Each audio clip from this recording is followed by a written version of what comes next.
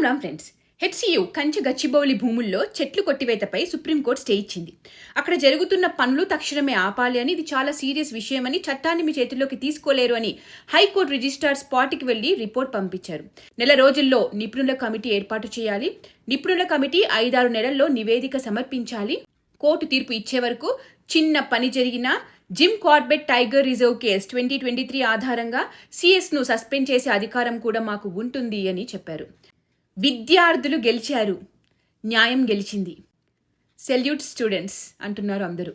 Congratulations to HCU students and all the supporters on this cause. Revanth Reddy గారు కూడా Twitter వేదికగా తెలంగాణ ప్రభుత్వం మంత్రుల బృందంతో ఒక కమిటీని ఏర్పాటు చేయాలని నిర్ణయించింది అని ట్వీట్ చేశారు. కంచె గచ్చిబౌలి భూ సమస్యను పరిష్కరించడానికి వీళ్ళంతా కలిసి సుప్రీంకోర్టుకి నివేదిక ఇస్తారు. కాకపోతే దీంట్లో కొన్ని పిచ్చి కామెంట్స్ చేసిన మంత్రులున్నారు. పశుపక్షాదులే లేవక్కడ, జింకలు లేవు, నెమళ్ళు లేవు అని అన్నారు ఒక ఆయన. ఆ స్టూడెంట్స్ అందరూ కూడా స్టూడెంట్స్ కాదు, ఇది బీఆర్ఎస్ పెయిడ్ బ్యాచ్ అన్నాడు ఇంకొక ఆయన. ఇలా బయాస్డ్గా కాకుండా నిజాలు తెలుసుకుని అందరినీ సంప్రదించి నివేదిక ఇస్తారు అని ఆశిద్దాం. అయితే ఇక్కడ మీరు గమనించారు ఒకటి, తెలంగాణ రాష్ట్రం రావడానికి కారణమైన 1200 మంది విద్యార్థుల ఆత్మ బలిదానాలు, తెలంగాణ యోధులు, వాళ్ళ శవాల మీద కుర్చీ వేసుకొని కూర్చుంది ఒక కుటుంబం. బంగారు తెలంగాణ చేస్తా అనింది, దళితుడిని ముఖ్యమంత్రి చేస్తా అనింది, బంగారు కుటుంబం చేసుకున్నారు. నీళ్లు, నిధులు, నియామకాలు అని లిక్కర్ స్కామ్లు, ల్యాండ్ దందాలు, భూ కబ్జాలు చేశారు. ధనిక రాష్ట్రాన్ని అప్పుల తెలంగాణగా చేశారు. కేసీఆర్ రాష్ట్రానికి ఆర్థిక క్యాన్సర్ తీసుకొచ్చాడు. 2024 ఎన్నికల్లో దేశవ్యాప్తంగా విపక్ష పార్టీల ఖర్చు భరిస్తా అన్నాడు. అంటే ఎంత పోగేసి ఉంటే, ఎంత దొబ్బి ఉంటే మన తెలంగాణ యొక్క ధనాన్ని దోచుకొని ఉంటారు వీళ్ళు. 22 నుండి 25 లక్షల చెట్లు నరికేశారు కాళేశ్వరం కోసం. వాన పడితే కూలిపోయే పిల్లర్లు, పనిచేయని మోటార్లు కాళేశ్వరం అంటే. 3 ఏళ్లలో 12 లక్షల చెట్లు నరికివేతతో దేశంలోనే తెలంగాణ టాప్. వీళ్ళ నీతులు చెప్పేది. మై హోమ్ రామేశ్వరరావు అని, వాళ్ళకని వీళ్ళకని ఆ కాంక్రీట్ జంగల్ లాగా అపార్ట్మెంట్ల మీద అపార్ట్మెంట్లు కట్టించి అడవులు లేకుండా చేసి చెట్లు నరికేసిన వీళ్ళు ఈ రోజు నీతులు చెప్తున్నారు. పిటిషన్లు పెట్టిన అధ్యక్ష, దీనిలో హైదరాబాద్ రాక్స్ ఉన్నాయి. ఇదో విస్తృతమైన కథ అధ్యక్ష. వాడు ఎవరు పిడిచాడో, ఎక్కడికి పిడిచాడో. ఓపెన్ ల్యాండ్ హెరిటేజ్ ఉంటుంది అధ్యక్ష ప్రపంచంలో. ఓపెన్ ల్యాండ్ హెరిటేజ్ అంటే భూమి మీద ఎవడే మాట్లాడితే భూమి కూడా హెరిటేజ్ వచ్చింది అంతే. భూగోళం హెరిటేజ్.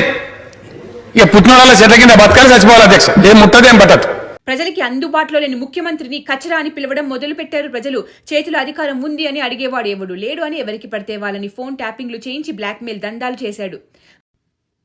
ప్రస్తుత ముఖ్యమంత్రి రేవంత్ రెడ్డి గారి ఫోన్ కూడా అప్పట్లో ట్యాప్ చేసినట్టు సమాచారం. టీఆర్ఎస్ కి వ్యతిరేకంగా ఉన్న ఏ ఒక్కరిని వదలకుండా ఫోన్స్ ట్యాప్ చేసి ఆడియో రికార్డింగ్లు పెట్టుకుని బ్లాక్మెయిల్ చేస్తూ కావలసిన డబ్బులు తీసుకోవడం, వాళ్ళకి నచ్చిన పనులు చేయించుకోవడం, ట్వీట్లు కూడా చేయించుకోవడం అలాంటి సెలబ్రిటీస్తో. కొందరు హీరోయిన్స్ జీవితాలు నాశనం చేసి వాళ్ళు హైదరాబాద్ వైపు చూడకుండా చేశాడు. గులాబీ దొంగలు అందరూ కలిసి ప్రజల మీద బెట్టింగ్ యాప్స్ రుద్ది ఎందరో అమాయకపు యువత ప్రాణాలు పోవడానికి కారణం అయ్యింది ఎవరు? ఇప్పుడు చూస్తే ఆ బెట్టింగ్ బ్యాచ్ అంతా ఈ గులాబీ దొంగలు కాదా? తెలంగాణలో వర్షం వస్తే, ముఖ్యంగా హైదరాబాద్ పరిస్థితి ఇది. చిన్న వర్షం కూడా నగరం తట్టుకోలేదు. గ్లోబల్ వార్మింగ్ ఎక్కువైపోయింది, ఎండలు మండిపోతున్నాయి, వర్షాలు లేనే లేవు, వస్తేనేమో ఇలా ఉంది నగరం పరిస్థితి. నాలాల మీద ఇల్లు కట్టుకునేలా పర్మిషన్లు ఇచ్చారు, నాలాలు లేకుండా చేశారు. భూ కబ్జాలు, భూ దందాలు. ఇప్పుడు వచ్చి దయ్యాలు వేదాలు వర్ణించకూడదు రామారావు. ఫిలిం నగర్లో అడవి, నెమళ్ళు, పశుపక్షాదులు, రాములవారి గుడి మొత్తం నాశనం చేసింది మీరు కాదు. ఒక నగరం కానీ ఒక రాష్ట్రం కానీ ఎదగాలి అంటే ముఖ్యంగా పరిశ్రమలను ఆకర్షించాలి, ఉపాధి అవకాశాలు సృష్టించాలి. అందులో ముఖ్యంగా అంతర్జాతీయ పరిణామాలన్నింటినీ కూడా తట్టుకొని నగరాలు పెరగాలి. ఇదిగో మళ్ళీ 1 ఎకరం 100 కోట్లు పోయింది అని చెప్పుకోవడము, అభివృద్ధి వద్దా అని అడగడం, 2 సార్లు గెలవడంతో నెత్తికెక్కిన అహంకారంతో ఇష్టం వచ్చినట్టు చేస్తే ప్రజలు బుద్ధి చెప్పి అహంకారం మీద గట్టి దెబ్బ కొట్టినా ఇలా నోటికి వచ్చినట్టు మాట్లాడుతూ ఇది ట్విట్టర్ టిల్లు భాష. ఇంకా ఇక్కడ బీఆర్ఎస్ పేడ్ పింకీ పాలేరు బానిసల గురించి మాట్లాడాలి. Social media trolling, IT cell గురించి చెప్పాలి. వాళ్ళు ఏం చేస్తారు? మార్ఫుడ్ పిక్చర్స్, నోరు తెరిస్తే బూతులు, అమ్మాయిలను పర్సనల్ అటాక్ చేయడము, ఇలా ఏఐ ఫేక్ ఇమేజెస్ క్రియేట్ చేయడము.